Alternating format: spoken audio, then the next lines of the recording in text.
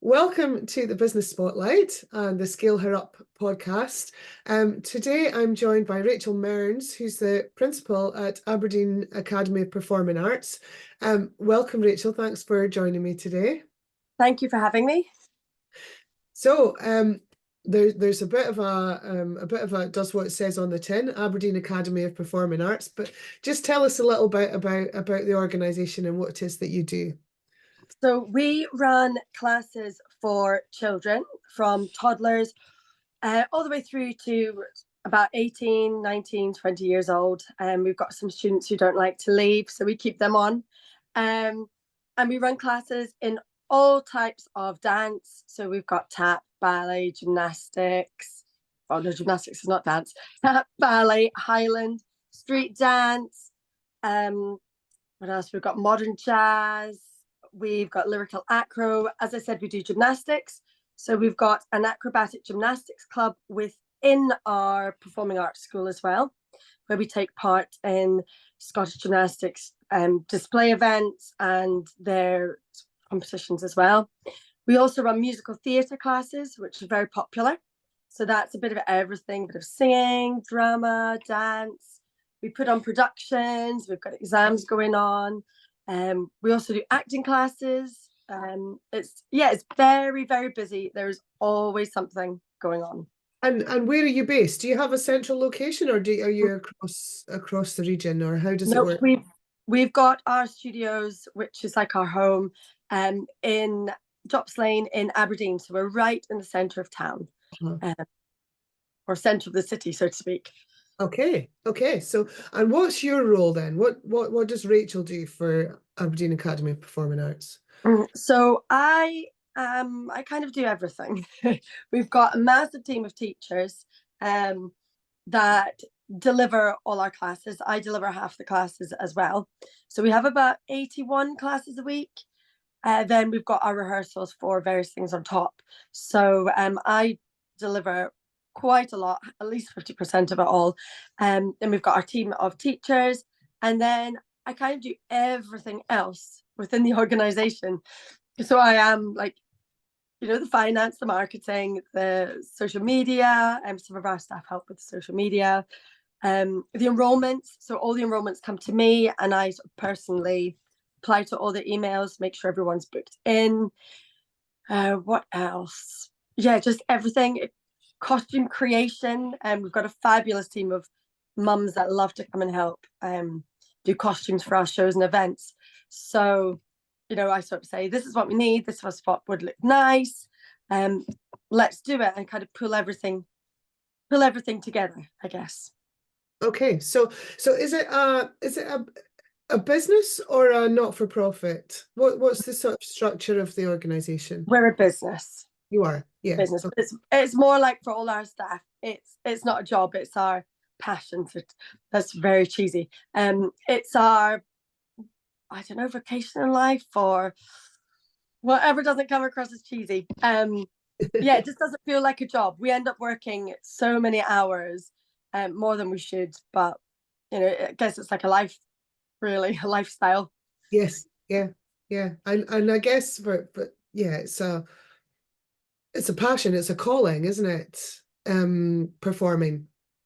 It is, yeah. I think it's such a tough industry, and teaching and performing arts isn't easy.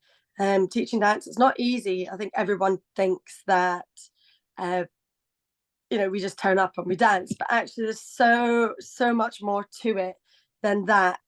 And yeah, it really needs to be your life. You're constantly researching new things, looking for new teaching techniques. It's not just like a 9 to 5. You can leave it at the office, go home, you're still thinking about things. Quite often I'll be at the cinema, and actually one of our we're taking the kids to Disneyland Paris to perform in the park in that competition.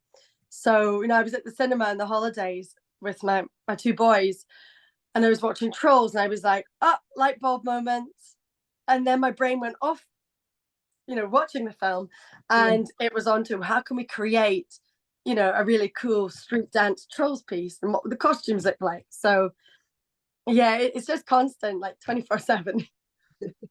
So it's not easy, and running a business is not easy, and in your industry, it's not easy. What are the biggest challenges that you face then? Um, the at the moment, the biggest challenges that we face is getting customers and parents to the city centre. This question has come literally in the last 24 hours. It's quite important in Aberdeen.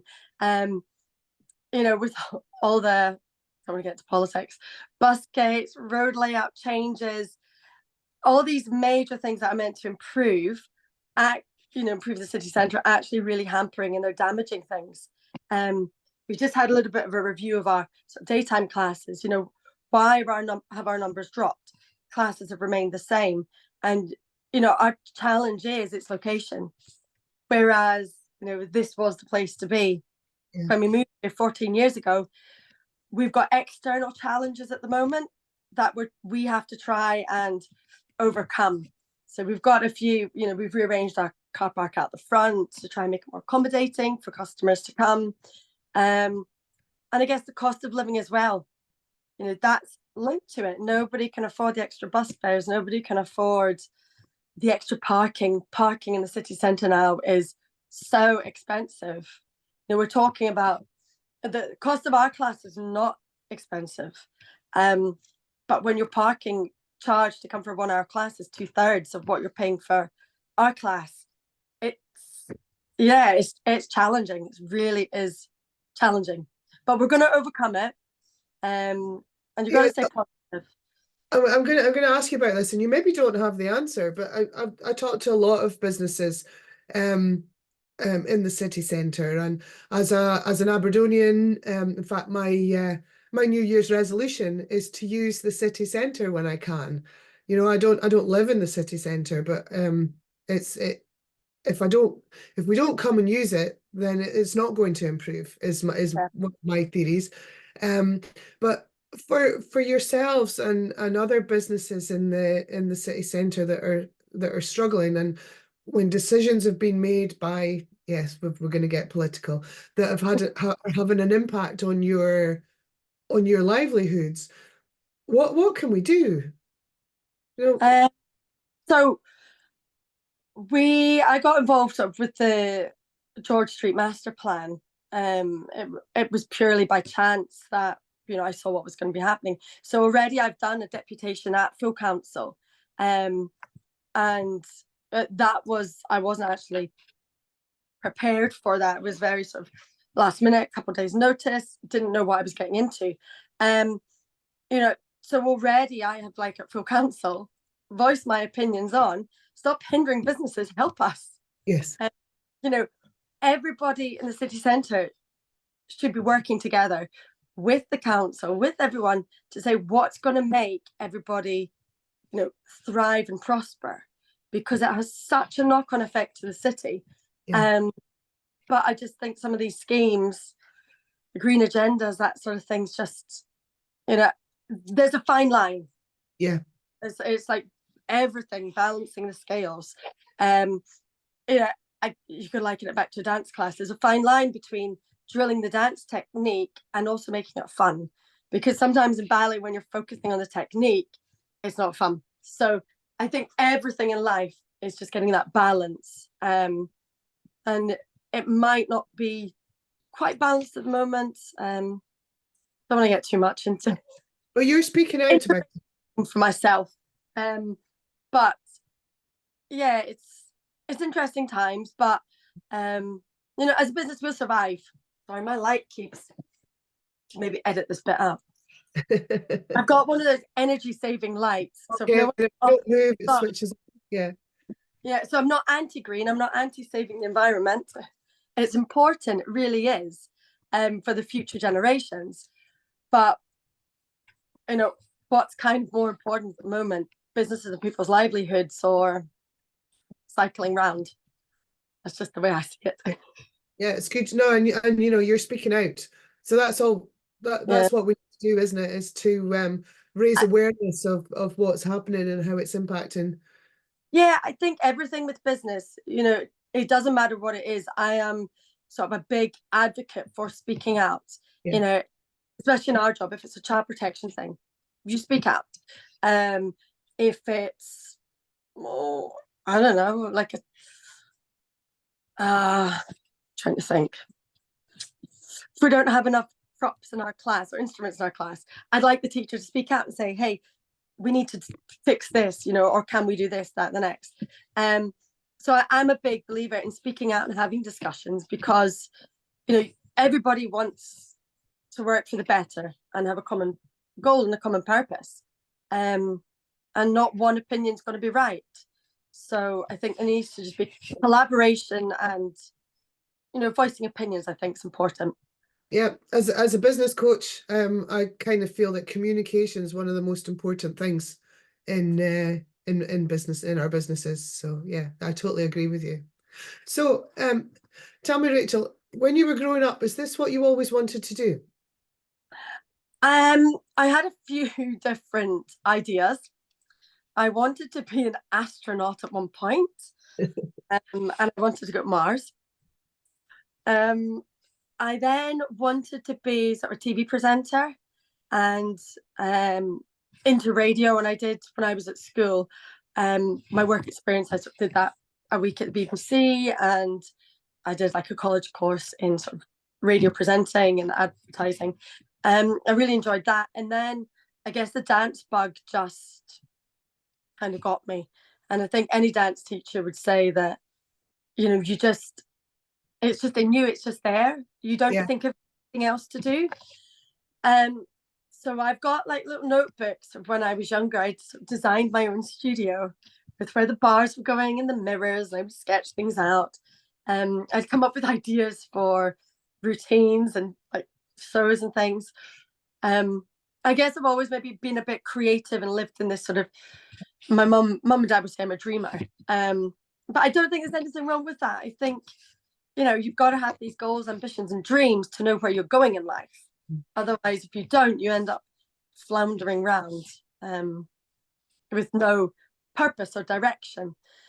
So I guess, I actually did, the school I went to was quite academic, and it was all about like going to university at that point. And so I did a law degree, and I did the law degree with no intentions of ever practicing law. So, I look back and I'm like, why did I do it? I should have done something else. But, you can't have regrets, and things happen for a reason. I'd love to say it's coming useful. Maybe it has. Maybe it's just given me that confidence to argue with things a bit more, or, discuss things with a bit more confidence. Or maybe actually even look at problems differently from and analyze things slightly differently. Well, I'll never know. Maybe I did do intellectual property law and copyright law, so that's quite useful. And actually, it has been quite useful for another brand that we've got, our Mac the Monkey program. So I guess I did use my degree when it came to protecting all those sort of intellectual property assets, because that's quite important. And we have found out that in the last few years, when people decide to copy your things, that it's important to have yourself protected. But yeah, it just happened, and I had this plan B, but I never was ever going to use a plan B. So I'm one for being plan A all the way and just doing it. I sometimes think plan B, having a safety net, means that you don't quite go all in on plan A. Yeah. So it means believe in your plan A. So I think if you're not believing in your plan A, should it really be your plan A? But yeah, absolutely. So you always intended to be running a business then? yes, yeah. Yeah.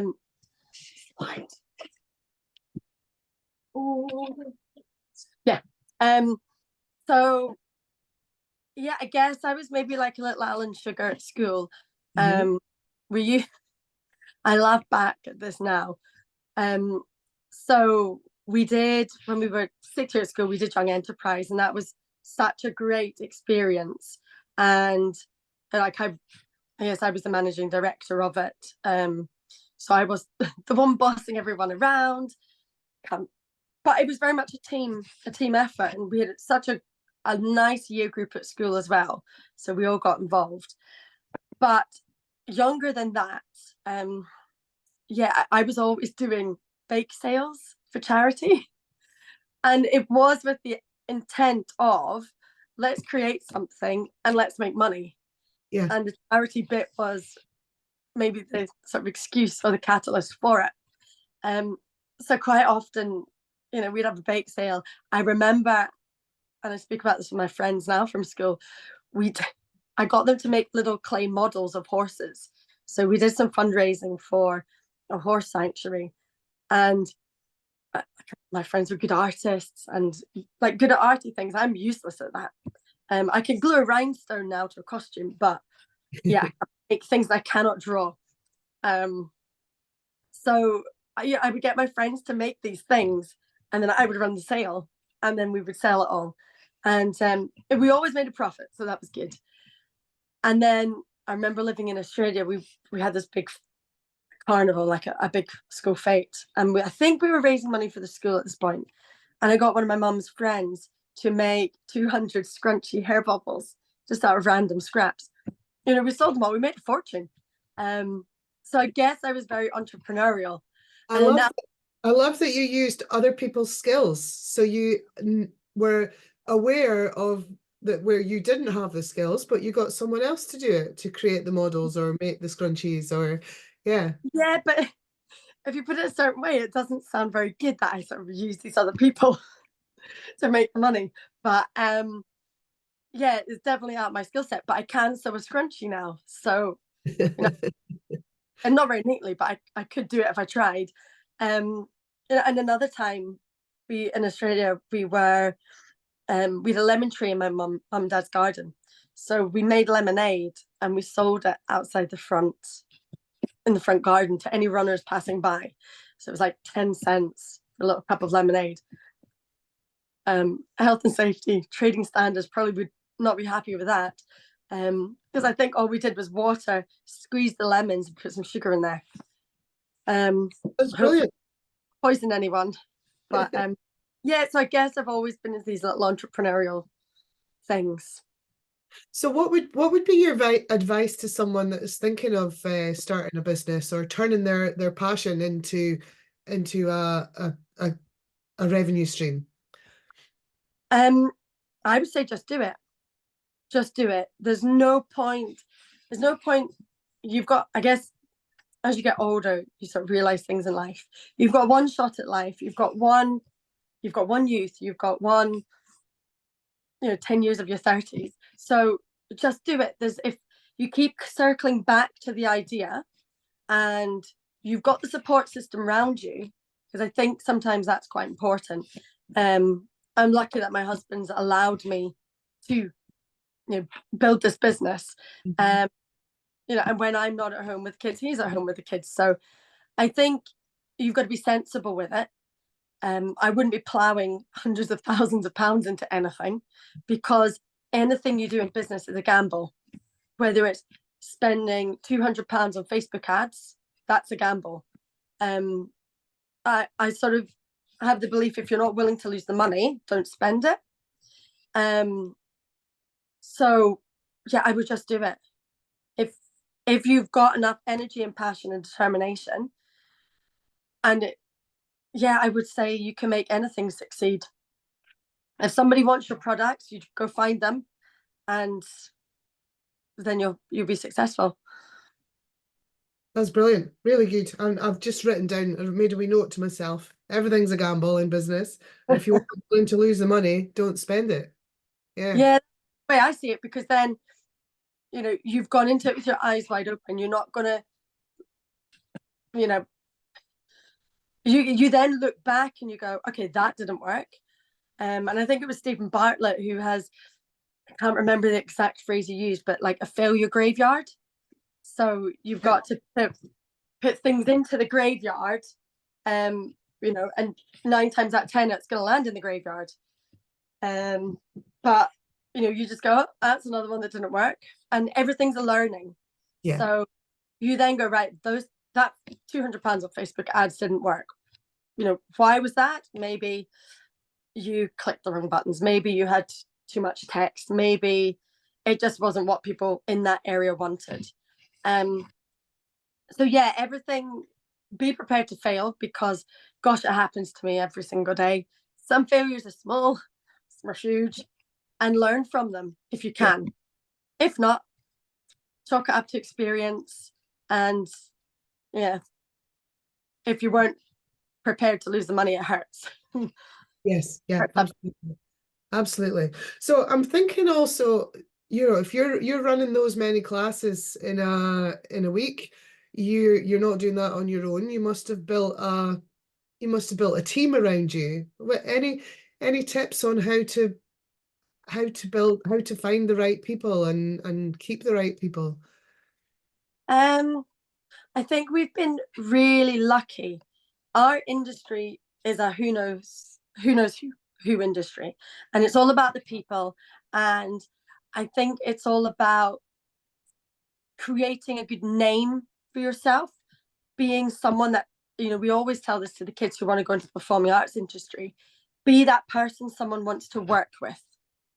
Don't be the pain in the neck. Don't be the horrible person. Don't be the really outspoken one that's just saying things for a reaction. Make yourself into a person that people want to be around, and lift them up. Life is hard and it's tough, but don't be that negative person. So I think we just happen to attract the right staff. And our staff have been with us for years upon years and years. Sally, my right-hand woman, I call her my right-hand woman, she's been with us, I think, about, I want to say 10, what year are we now? 2024. She's been with us about 10 years. We actually, back in 2012, I started a full-time college. So not only did we have Max Monkey that we've created, Aberdeen Academy of Performing Arts, we created a big dance competition, a musical theatre competition as well in the area. I created a full-time college for performing arts, so for 16 years and over. And Sally came to do the course, and then I actually went, you know what, I don't want to perform anymore. I want to, she found her love for teaching. So she, I guess, as we grew as a school, she's sort of grown with us and stuck with us.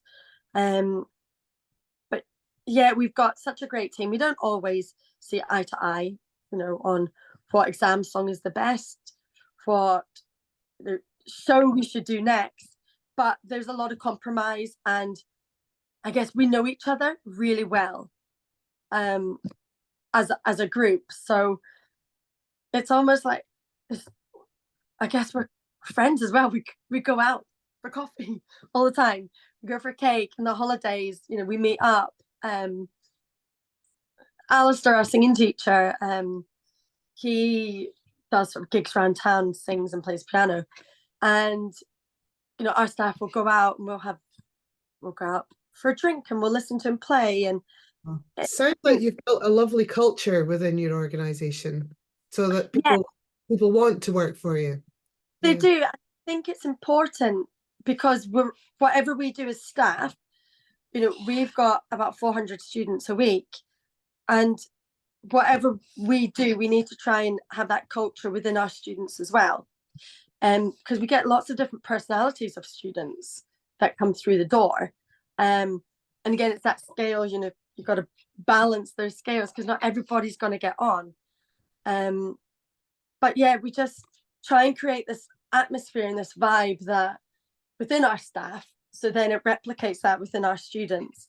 And even with our wider community, like our parents, we've got the mums that give up hours upon hours. I think the mums have done more work in the last week stoning costumes and fixing costumes and making headpieces than the kids have actually been rehearsing for going to Disney. So, it's a nice culture, and, they'll all sit around the table and we'll buy a box of chocolates, and it's nice. And I think, it's not easy to create that, but for us, it's important. Oh, it's brilliant. Really good. Okay, so I'm going to ask you one last question, Rachel. If you started your business again, what would you do differently? Nothing. I don't think I would. I would know now. It's hard. I think it's harder to start now because there's so many more dance schools and performing opportunities in Aberdeen. When we started, there wasn't lots. So I think it would be harder now, but I don't have any regrets. I think things happen for a reason. And yeah, you just sort of learn. We wouldn't be where we are today without all the previous experience. Yeah. That makes sense. So I'd probably spend less money. That's probably I'd probably maybe buy less costumes, spend a little less money on music and scripts, and trying to look around the room and see what else that I've got. Yeah, probably just maybe keep more eye on a budget, but we get carried away in the moment when you're creating things for stage and you're doing these shows. You want the kids to look amazing, so we do go a bit over the top, but they look good, so it's Good. worth it. Good. So the only thing is budgeting. Yeah, Control on the budget, and other than that, what you've done is how you would do it again. Brilliant. Yeah, definitely wouldn't. Oh, Rachel, it's been an absolute pleasure talking to you today. Thank you for joining me on the Business Spotlight and the Scale Her Up podcast. Thank you for having me.